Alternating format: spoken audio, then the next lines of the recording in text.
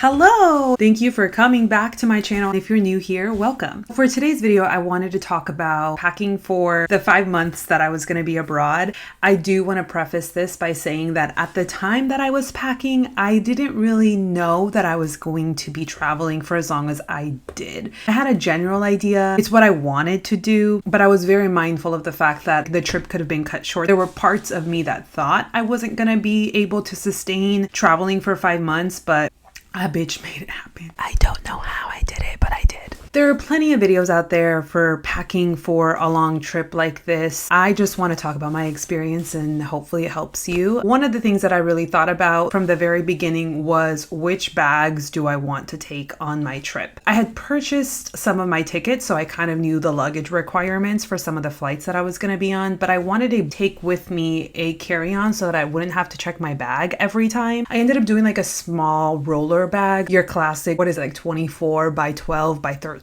If you go on Amazon and look up carry-on bags, you'll find a pretty standard bag that will fit in most overhead compartments. Although there are differences in different countries, so you really have to think about what countries you're going to be traveling to. And you really want to consider having a hard case bag versus having a soft, like backpack carry-on versus having a bag with rollers. Like really think through what your body needs. If you're going to be traveling for a long period of time, do you want to be hauling a bag? Do you want to be hauling it on your back? Just thinking about what kinds of activities, what kind of person you are. For me, I did a backpacking trip through Europe many years ago, and I learned that I did not enjoy carrying a bag on my back. It was just not the vibe, bitch. It was not the vibe. And so I had a rolling carry-on this time around, and I would say that I had no regrets except for when we were in Tulum. Our Airbnb was a 20-something minute walk, and we refused to get an Uber because they don't have Ubers there. They only have taxis in Tulum, and they were charging us an obnoxious amount of money. So we were like, let's just fucking walk. But my bag at that point, because I took a used bag on this trip thinking, by the time that I'm done with this trip, then I'll just toss the bag. And now I have like an emotional attachment to the bag and I can't get rid of it. But the thing is, I knew it was going to get physically damaged. And so I was like, let me just take one of my older bags. Wrong thing to think about. I should have taken a really good bag because I was going to need a bag that I was going to be able to roll anywhere and not have to work. Like when we were in Tulum and we had to walk 25 minutes to our Airbnb, my bag at that point was falling apart so badly. There's a plastic around the wheels that was falling apart as we were walking. It was just a hot mess. And at that point I was like halfway through my trip. So I was like, fuck, what if I have to fucking get a new bag? Like bags are expensive in these like touristy spots. So really, if you're going to take a bag, don't take a bag that's in bad condition. Don't do what I did and like really take a good bag because you're going to put in a lot of miles on it, to be honest. So I took my rolling bag where I had most of my things, but I also took a pretty big backpack that was pretty solid, and that's what I had on my back. So a bitch still had shit on her back, right? That's also something to think about. I know that while I was traveling, I would notice people with like a big bag on their back and another big one in front of them, and I was just like, no, not me. But like some people really prefer that over having to like haul a bag with their arm. So I've been talking about bags for way too long, but just think about what's important to you, what your body can do, and just think about the places that you're going to be and what that's going to look like in order to help you make that decision. So then in terms of packing, for me, there really wasn't a formula. My partner G had traveled through Mexico for 3 months the year prior. And so I asked him, what do you think I should take? And in hindsight, like I should not have asked a man because the ways in which we pack are very different. He did not give a single fuck about what he was going to look like. And don't get me wrong, I'm not out here trying to be full glam while traveling. No, but there are things that I have to think about that he doesn't have to think about. I don't know. I think there is a world in which you can pack lightly and still be cute. His advice for me was take 2 to 3 pairs of jeans, 2 to 3 pairs of shorts, 4 to 6 t-shirts, 1 sweater. Like he was just giving me numbers. If I were to do this again, I would say yes, definitely think about taking 1 to 2 pairs of jeans if you wear a lot of jeans, depending on where you're going, depending of the time of the year. Is it going to be cold where you're going? Are you going to need to be wearing more pants than shorts? We were going to experience a little bit of everything. We were going to experience the hot beaches of Mexico, the cold mountains of India for me, the humidity of Indonesia, back to the coldness of Japan, back to the humidity of Vietnam. So we were all over the place in terms of weather and the kinds of things that we were going to do. I ended up taking 2 pairs of shorts, 2 pairs of jeans, 2 dresses, which like the dresses were so unnecessary. I should have definitely brought more basic dresses. A bitch really thought she was going to go out dancing, and I did actually go out dancing when we were in Mexico, but like I didn't wear a dress. I think I wore the dress once in Japan. I will say it was a really cute outfit day and like the pictures were on fire, but not necessary for me to have traveled with a big chunky dress that took up a big part of my bag for the literal 4 months prior to getting to Japan. I think I took 1 long sleeve. I should have definitely taken 2. I brought a black v-neck, a white v-neck. I, while traveling, don't want to bring attention to myself. I already am bringing attention to myself by looking different than the general population. I should have brought like another set of pajamas. I literally brought 1 pair of shorts, 1 like sweatpants, and 1 giant t-shirt. And I literally, like, it was my nighttime outfit. So I literally wore that all the fucking time. Think about this. The things you're going to take on your 5, 6, 9 month adventure, you will wear constantly. By the end of the trip, you're not gonna want to wear the outfits that you are. Oh, I brought 2 graphic tees actually. But anyway, like I see them now and I'm like, nah, like I don't want to wear you, bro. You're done. I should honestly just give them away. But like I have emotional attachment to them too, so whatever. I wish I would have brought maybe more like basic whites and blacks, just because washing was pretty constant because I just had limited, I mean, I really did not make good use of the limited baggage that I had. I brought a shit ton of underwear and bras. Like I swore I was gonna shit myself all the time. Another tip that G told me about, the things that he brought, he was going to part with. He was like, towards the end of Mexico and as we proceed to Japan, like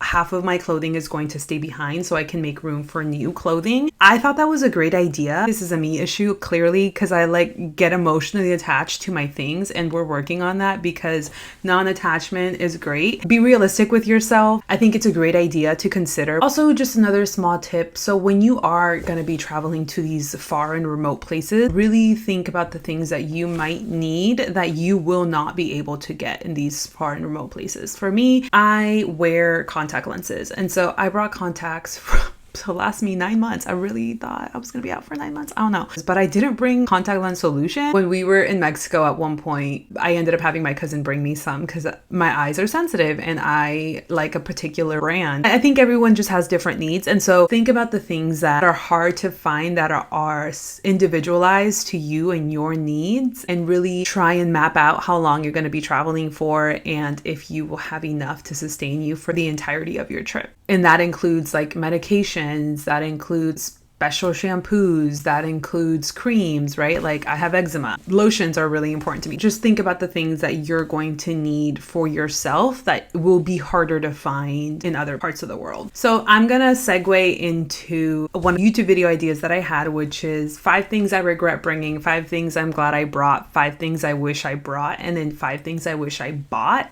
5 things that I regret bringing. 1 includes the dress that I'm talking about and just clothing in general. I brought a pair of jeans that I didn't like because I was like, I'm going to be able to part ways with that one. But like, then I never wore it because I don't like that pair of jeans. When you're thinking about what you're bringing and thinking about the fact that you might have to part ways with it, also think about, is it comfortable? Are you going to wear it or are you not going to wear it? When you're looking at the clothing that you're packing into your bag, really think about that. All of the different beauty products, like I brought so many mascaras and eyebrow pencils. Regrets, because I could have bought face creams or whatever's in the different places that I traveled. I brought so many accessories, and I'm not talking like a scarf, which would have been useful, or like a pair of leggings, which I did bring, by the way. But I brought way too many earrings. Like, bro, what? I wanted to be prepared for any kind of occasion. And I actually brought like a tall heeled booty, and that was not necessary. I think I wore those once. I brought 3 pairs of pants. I brought my Blundstone boots with no heel. I brought a boot with a heel, like a booty heel. And then I brought an old pair of Birkenstocks, which ended up falling apart like halfway through the trip. And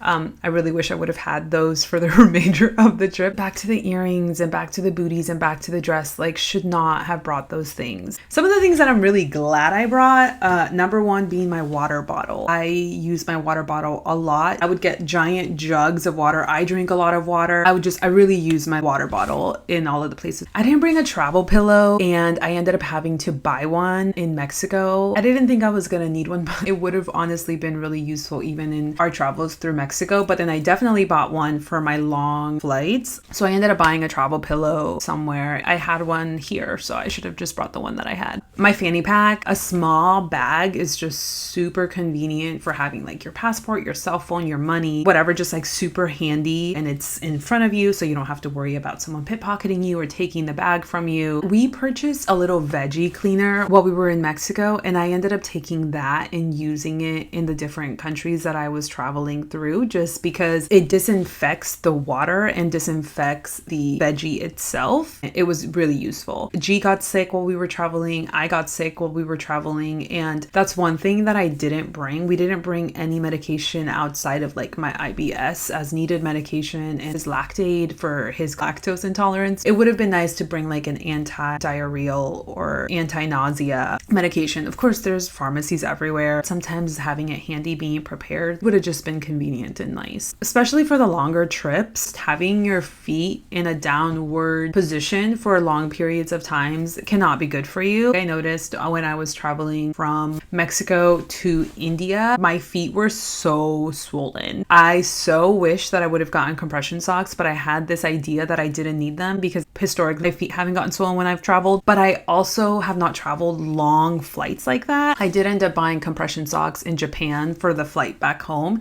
and I was just like, wow, I really should have bought these early on in the trip. Travel insurance. Need I get into it, bitch? Like, travel insurance is huge. That was a big fuck up for me to not have looked at travel insurance. Definitely something to really consider, even if you are on a budget, especially if you're on a budget. Something I regret not getting before going. A portable charger. I got a new phone before leaving the country. I thought, oh, like, I've got the newest phone. I don't think that my battery is going to drain. But when you're traveling and it's hard to find a power source, like just having a portable charger is super important. And to piggyback off of that, also having a power converter for the places that you're going to be traveling to. I knew Mexico was going to have the same outlet source as here in the US, but of course India is different, Japan is different, Indonesia is different. All of these places are different. I actually ended up buying a really dope set that is kind of universal. If you don't know where you're going to be going, just get a universal outlet that you think will cover most of the countries that you're considering going to. These are things you can buy when you get to a certain place, but if you're like me and you want to be prepared before you get somewhere, just getting like a universal outlet would be helpful. Another thing that I really didn't think about doing beforehand was getting a credit card. I already had a credit card. I wish I would have gotten a credit card that would have allowed me to go into some of these lounges. All of the airports that I traveled through, there were lounges, and a lot of them accepted specific credit card holders of specific companies. If you have a credit card, reach out to them and see what kind of perks they have. Definitely purchase all of your flights through them if you can, so you can get points or whatever, but then also look at what kinds of lounges they cover. If you know where you're going, definitely look at the airports that you're going to be going to. When I was in New Delhi, I knew that we were going to have a long layover there because I had to fly out to Dharamshala, and I didn't think about the fact that the Taj Mahal is in New Delhi or close to, like an hour, 2-hour drive. It's one of the 7 wonders of the world, bitch. And a bitch really fucking did not think about that. When I looked at how long my layover was and what it would require for me to be able to go and then come back to the airport, it just like didn't work out for me. That's something that I was like, damn, like I wish I would have thought about that a little bit more, maybe extended my stay in India 1 additional day. The countries that you're going to have layovers in, just really think about how can you maximize your time in that country. Are there any wonders of the world that you can go visit? Would you rather stay at the airport and then think about getting a lounge? Like think about like, can your credit card pay for it? This is just for you artsy people like me. I definitely brought a journal and I journaled a lot. I brought things to keep me occupied, but now that I'm getting into art now, I'm like doing watercolor, I was thinking to myself, damn, like how cool would it have been to have brought a little watercolor set and just watercolored while I was out and about. So something to consider, I brought a bunch of fucking pens, and don't get me started on how they impacted me going through security time and time again. I ended up not using all the fucking pens. I wish I would have brought a watercolor set. I think that would have been cool, and I think that would have gotten me into another aspect of my personal growth and just like creativity that I think I could have tapped into while I was traveling. And then lastly, just some regrets of things that I didn't bring back. I wish I would have brought more teas and more coffee from the different places that I was traveling through. I think because I just had limited space, I didn't think it was possible to pack any more things. I always thought about like, okay, if I buy something here in Mexico, I'm going to have to haul that for the next 3 months. Like, that's not feasible. Wrong, bitch. Wrong. You could have bought coffee in Mexico. You could have bought that hat that you really wanted to buy, or that little keychain that you really wanted to buy. Within reason, if you want to buy a thing and you really don't know if you're going to get to buy this again, just do it. Just buy it. I know for Mexico, there were things that I wanted to bring, and I was like, no, I'll come back to Mexico in October when my cousin gets married, whatever. And while that's true, I do have regrets. I do have regrets over this particular coffee brand that I really enjoyed, or over this little keychain that I saw in Ciudad de Mexico. Like, who knows when I'm going to go back to Ciudad de Mexico. This hat that I think my dad would have really liked. So just like things that I know I could have made room for. When you're going to all of these different places, try and find out what they specialize in. Like, I know when I was in Puebla, I learned about a certain material, talavera, which is that like really pretty material where they make like jewelry and like tile and things like that. I ended up buying a pair of earrings from there. When you're traveling, try and find out what they specialize in, or what kinds of things they have that you can't get anywhere else, and just get some. You will find space in your bag. And if it means that you have to leave behind an extra shirt or an extra pair of socks or an extra pair of underwear, like I could have, it's definitely worth it. When we were going through Japan, I know that we went to a couple secondhand stores, and there was this shirt that I really wanted to get, but I was like, oh, it's $20 and I don't really have room in my bag. Like, get it, girl. Get it. Because when are you going to find something like that ever again? I think I really got into that mindset of being cheap and not spending any money, not getting souvenirs. And I know I like gave that as a tip in the last video, but I also think there could have been some leniency on those rules that I had set up for myself, and I wouldn't live with this regret, which is fine. Like, it's not keeping me up at night. We just finished I just finished our last of the instant pour over coffee that we got in Japan. Damn bitch. I wish I would have gotten like 2 or 3 more of the like packs of that coffee. That is my packing tips for you. I am trying to sprinkle in some travel videos. There's plenty of videos out there for what to pack and how to pack. This was my experience and what I have regrets about. Anyway, thank you for coming back to my channel. I hope you enjoyed this video, and I will see you in my next one. Bye.